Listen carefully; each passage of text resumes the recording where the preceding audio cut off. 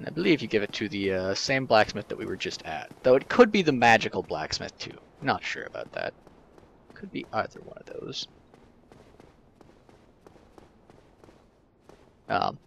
Anyhow, the item here, the soul of a moonlight butterfly. See, it says acquire many souls or create a unique weapon. Got some flavor text here. But you can also, the unique weapon in this case, you can make a unique shield from any shield that you've upgraded to +10.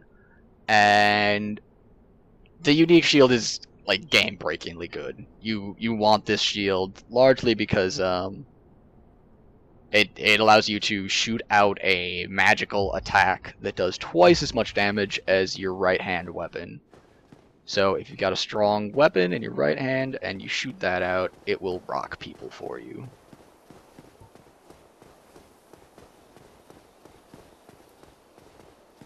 And now we are just heading back to our bonfire here.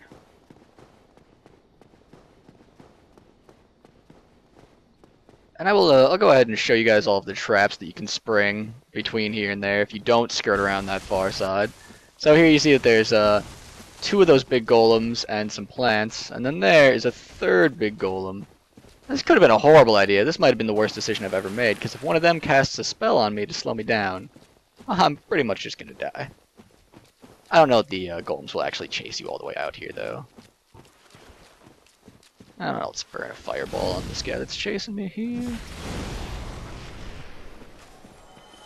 Alright, so I got lucky there. Don't actually cut through those guys if you're just trying to play for your own sake. But, oh, I've still got somebody too close by in order to rest. Sling a fireball at him. And now I can rest at my bonfire. And this is actually what you should probably do before you go to Blighttown. I like to keep my farming to a minimum, but you can either burn a ton of souls buying these from the same vendor that sells the purging stones, the one really close to the Firelink Shrine, or you can just kill these guys in order to get some status repair items. And this is a really quick farming run. They have pretty high drop rates, but you want to have at least a few blooming moss clumps and as many of the purple moss clumps as you get by that point. So this ends up being about 20 minutes of farm, so I'll speed it up so you guys don't need to watch nearly that much. Now that I know that it actually took 20 minutes for me to farm 3 blooming moss clumps, I think that maybe I would have just bought them. But farming souls isn't really easy until you actually open the door back there. I'll show you guys a little bit of how that works. In the meantime, you can see I'm just walking around the corner, throwing fireballs, walking back to the bonfire. That's all that this farming run really entails. I did burn a couple of humanity just to increase my drop rate. I think using 2 humanity gets you up to 125 drop rate. You can look in the options to check that out. And after that, it falls off pretty fast. I mean, 3 or 4 is still good, but I wouldn't go too much higher than that just for the drop rate on humanity. Humanity is also a really powerful recovery item, so keep in mind that you don't want to, waste it just for drop rate. But it will make this go faster. So, burn through these guys. Decent time as any to ask you guys to like this video. If you like this video, follow the Media Cows at the Media Cows on Twitter. And if you like me, follow me on Twitter at the Grim Lava Lamp.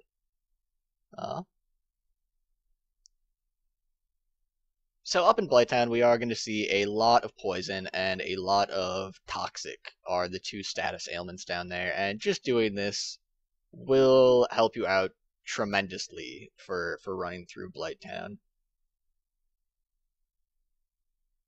We are actually at a little bit of an advantage in terms of going through Blighttown, simply because of our starting class. The Pyromancer's default armor has really, really good poison resistance, so that is nice.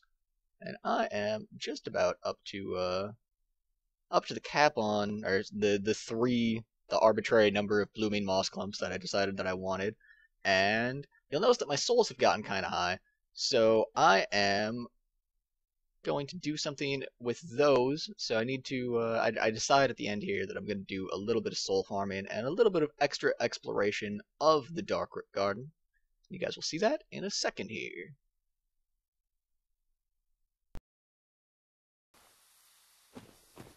All right, so now I've got 3 of the blooming moss clumps, and it took me a lot longer than I was actually expecting to just get those 3. I don't know if that was a random chance or if that's about what you should expect. But now that I've got those, I actually want to farm up a few more souls, just because I've got 13,000 right now, and I'm pretty dang close to being able to unlock the door back there. So I decided that I'm gonna farm these golems here now. And there are items over in this trap here. So let's see if we can't. You can actually aggro this one little bit at a time. So you can get these first. And right now the second Iron Golem has not been aggroed, but I really want to take care of these guys before I have to deal with them and that Golem at the same time, because that doesn't sound like fun at all. Unfortunately, my fireball is down right now, but I think I'm just gonna be able to block through this until I can close the. Ooh, okay, this is trouble. The spell doesn't actually last that long, so I'm just going to try and back up and wait it out. There we go.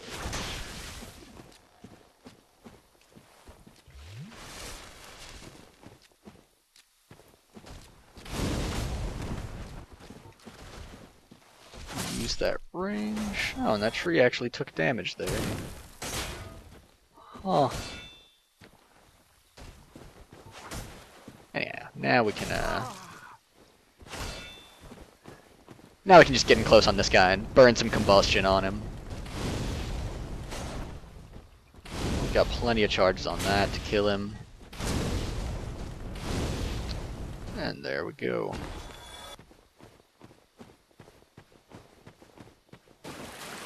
Now that we took care of them, we've got one more trap up here. We can grab that item, I think. If we wanted, we could probably just grab the item and run away, but I'm still looking to get some more souls. We get some very nice armor. Some people would say that once you upgrade this armor, it becomes the best armor in the game, in fact, that Elite Knight.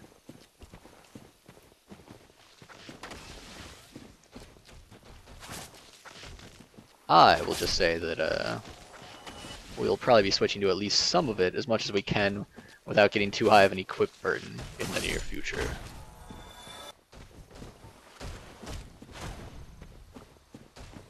And took care of the moss dudes. Come in close, burn some fire magic on him. Yeah, go ahead, cast your spell. It just opens up your back so that I can rock your world. And there he goes.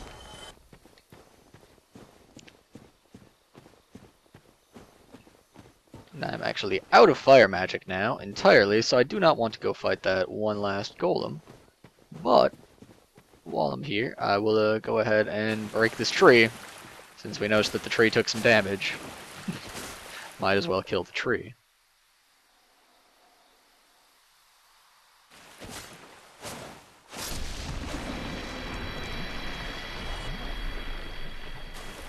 It gives us 180 souls!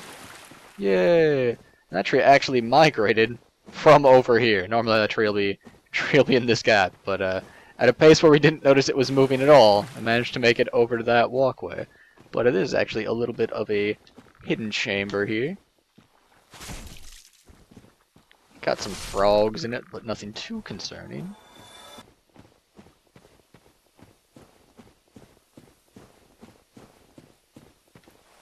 I guess frog might be an understatement on that. I guess maybe it's more of like a weird lily pad frog hybrid thing.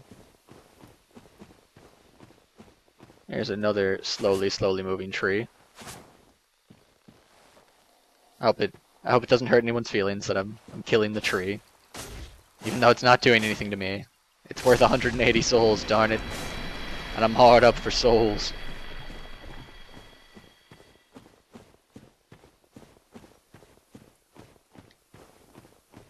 And I remember that there's something hidden down here, but I don't remember exactly what I am looking for, even. Ah, there is an iron golem, and I still don't have any magic to kill him with. Oh, and there's also a frog. And there's an... Oh, he dropped something, and then he fell to his doom. Ooh, alright. It's getting a little crowded over here. Soul of a proud nut. Well, souls help.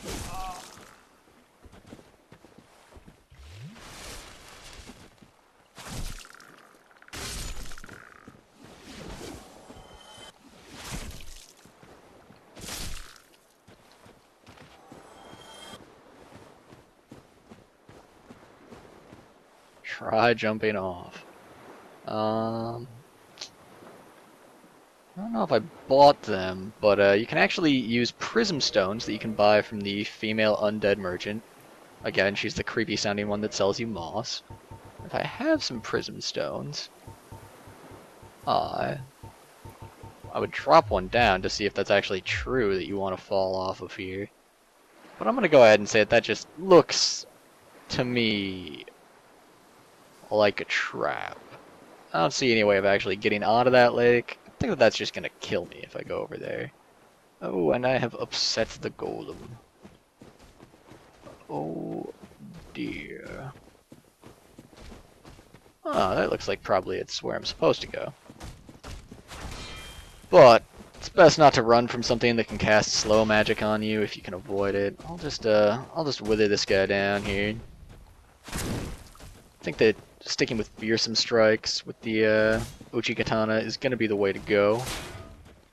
Because they do piercing damage, so they tend to do more damage to heavily armored things. That does 37. What does my other one do? 19. So it's actually less huge than I was expecting.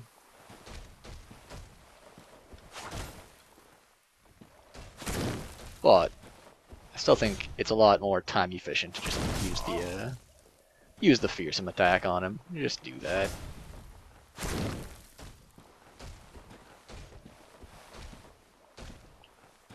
Yes, we're both as slow as you are now. Congratulations.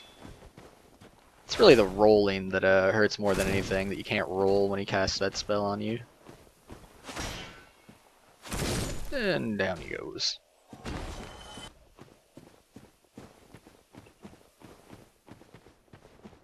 Be wary of pincer attack. That sounds bad.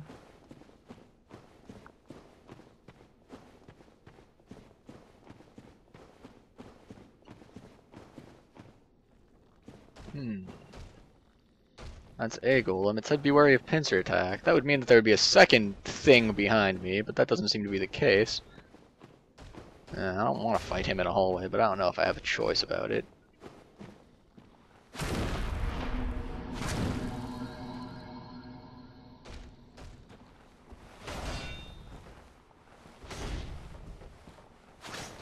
This is definitely not a time to get greedy about getting attacks off. These attacks burn so much of your stamina, and we can't roll. And we're in a hallway. It's really a bad situation. Ugh. And there I just was too greedy about my time. Oh no. Oh no. That's okay. I'll just burn another Estus Flask and get stabbed again while I do it. Alright, I'll circle around him and then burn my last Estus Flask. There we go.